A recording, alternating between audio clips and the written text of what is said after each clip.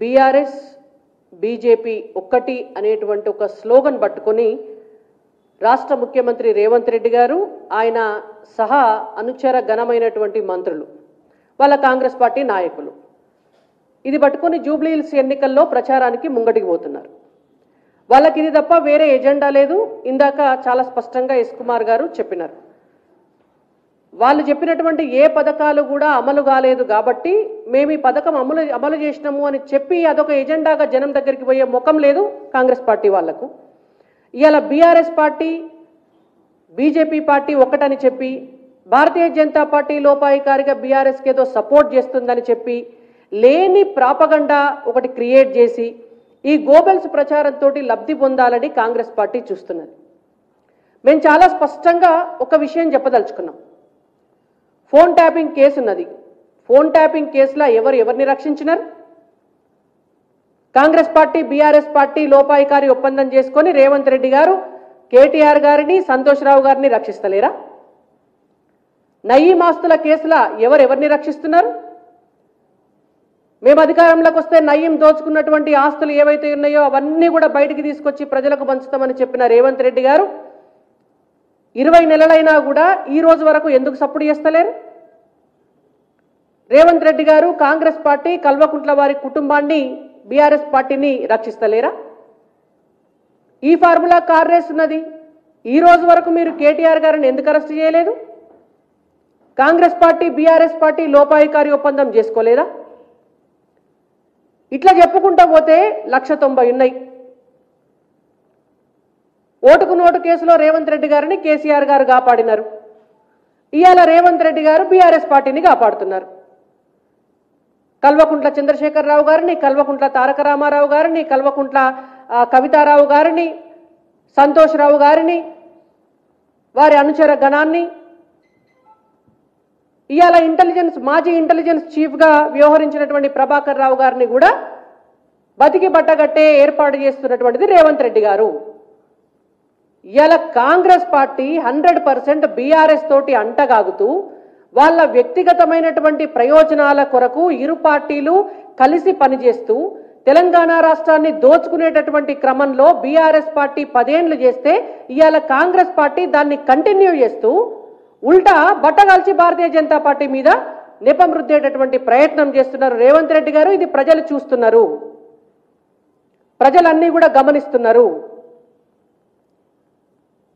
ఒక Jubilee hills ఉప ఎన్నిక ఒక్కటే కాదు, భవిష్యత్తులో రాబోయేటటువంటి అన్ని ఎన్నికల్లో కూడా ప్రజలు తీర్పు చెప్తారు. ఏం చేసిండ్రు మీరు ఫోన్ ట్యాపింగ్ కేసుని?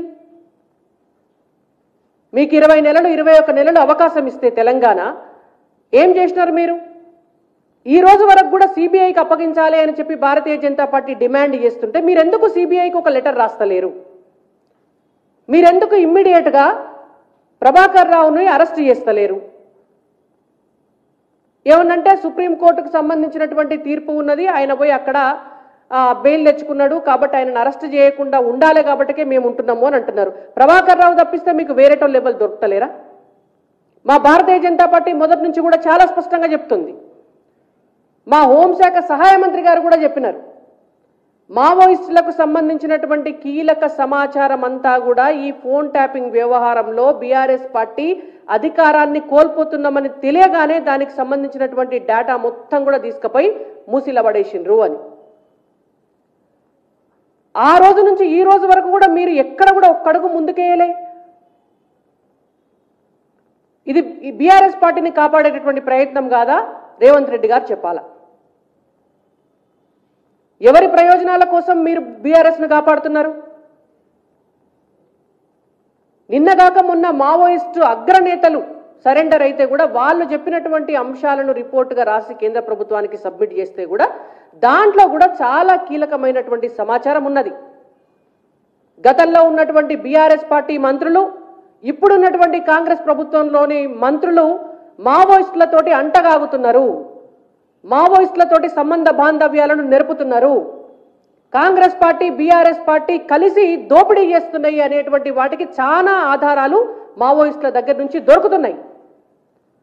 ఇవాళ నక్సల్స్ ముక్త్ భారత్ చేయాలి అని చెప్పి ఒక దిక్కు అమిత్ షా గారు, నరేంద్ర మోడీ గారు కంకణం కట్టుకొని ఇవాళ భారతదేశానికి ఈ నక్సల్స్ నుంచి, మావోయిస్టుల నుంచి పూర్తి స్థాయిలో విముక్తి దక్కాలి అని చెప్పి వాళ్ళు యుద్ధ ప్రాతిపదికన పనిచేస్తుంటే, మరొక దిక్కు కాంగ్రెస్ పార్టీ మంత్రులు, గత బీఆర్ఎస్ పార్టీ మంత్రులు మీరంతా కలిసి మావోయిస్టులతోటి కుమ్ముక్కై జనం సొమ్ము దోపిడీ చేసి తీసుకుపోయి డంపులల్లో పెట్టుకుంటే ఆ పైసలు తెచ్చుకొని మీరు ఇలా ప్రభుత్వాలల్లో ఇష్టం వచ్చినట్టు మీకు నచ్చినట్టుగా నడుపుకుంటున్నారు. దేశద్రోహం కేసు పెట్టాలి మీ మీద. నిన్నగాక మొన్న భారత ఆర్మీ పైన మీరు ఇష్టం వచ్చినటువంటి మాటలు మాట్లాడతారు. మీ ప్రభుత్వంలో ఉన్నటువంటి మంత్రులు మావోయిస్టులతోటి అంటగాగుతారు. మీరు ముఖ్యమంత్రిగా ఉండి మావోయిస్టులుంటే బాగుండు అని మాట్లాడతారు. మరి మావోయిస్టులే వచ్చి ప్రభుత్వాన్ని పరిపాలిస్తే మీరెందుకు మరి రాజీనామా చేయండి. రేవంత్ రెడ్డి గారు వారి మంత్రివర్గం మొత్తం రాజీనామా చేస్తే మావోయిస్టులే వచ్చి పరిపాలన చేస్తారు. ఇక్కడ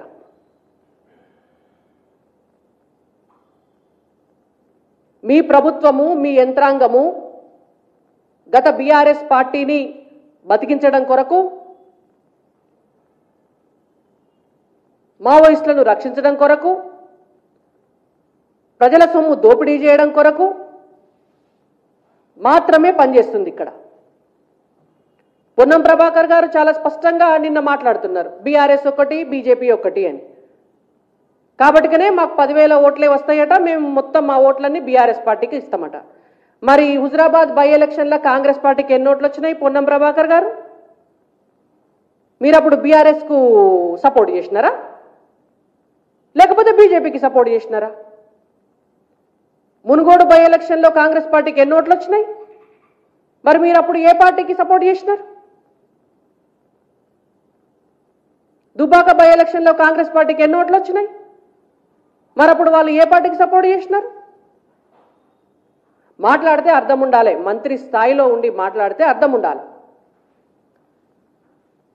ఫోన్ ట్యాపింగ్కి సంబంధించినటువంటి డేటాను మొత్తం తీసుకుపోయి ఆనాడు బీఆర్ఎస్ పార్టీ తీసుకుపోయి అక్కడ ఉన్నటువంటి వాళ్ళ ఆఫీసర్స్ అందరూ కూడా తీసుకుపోయి మూసీలో ఎట్లా వారేసినరో, రేపు పొద్దున బీఆర్ఎస్కు కానీ కాంగ్రెస్ పార్టీకి కానీ అవకాశం ఇస్తే ప్రజలు మళ్ళొక్కసారి జూబ్లీ హిల్స్ ప్రజల సంక్షేమాన్ని తీసుకుపోయి వీళ్ళు హుస్సేన్ సాగర్లో అట్లనే వారేస్తారు. అది ప్రజలు గమనిస్తున్నారు. కేవలం మతాలను అడ్డం పెట్టుకొని ఓట్లు సంపాదించుకోవాలి, కులాలను అడ్డం పెట్టుకొని ఓట్లు సంపాదించుకోవాలి, ఓటుకు 5,000 రూపాయలు ఇచ్చి ఓట్లు సంపాదించుకోవాలి, లేకపోతే ఎలక్షన్ల టైంలో ఒక మతానికి సంబంధించినటువంటి వ్యక్తికి తీసుకొచ్చి మంత్రి పదవి ఇవ్వాలి, పక్క పార్టీలలో ఉన్న నాయకులను కొనుక్కోవాలి. ఇది తప్పించి కాంగ్రెస్ పార్టీకి వేరే ఎజెండానే లేదు. బీజేపీని బదనాం చేసుడు తప్పించి బీఆర్ఎస్ పార్టీకి ఇంకో ఎజెండా లేదు. ఇద్దరు కలిసి ఈ రాష్ట్రాన్ని దోచుకునేటువంటి క్రమంలో భారతీయ జనతా పార్టీ పైన ఎంత బురద జల్లినా బురదలోంచే కమలం పుట్టినట్టు ఈ తెలంగాణ రాష్ట్రంలో గత 7 సంవత్సరాల నుంచి భారతీయ జనతా పార్టీ ఒక అసెంబ్లీ నుంచి 8 అసెంబ్లీలకు వచ్చింది. ఇవాళ 2 ఎంపీల నుంచి 8 ఎంపీల దగ్గరకు వచ్చింది. అసలే లేని ఎమ్మెల్సీ నుంచి 2 ఎమ్మెల్సీ స్థానాలను మేము గెలుచుకున్నాం. రేపు పొద్దున జరగబోయేటటువంటి ప్రతి ఎన్నికల్లో కూడా గతం నుంచి 7% నుంచి ఇవాళ మా ఓటు బ్యాంకు 33%కి ఎట్లా వచ్చిందో జూబ్లీ హిల్స్ ఎన్నికల్లో కూడా అంతే స్థాయిలో ప్రజలను మమ్మల్ని ఆదరిస్తారు.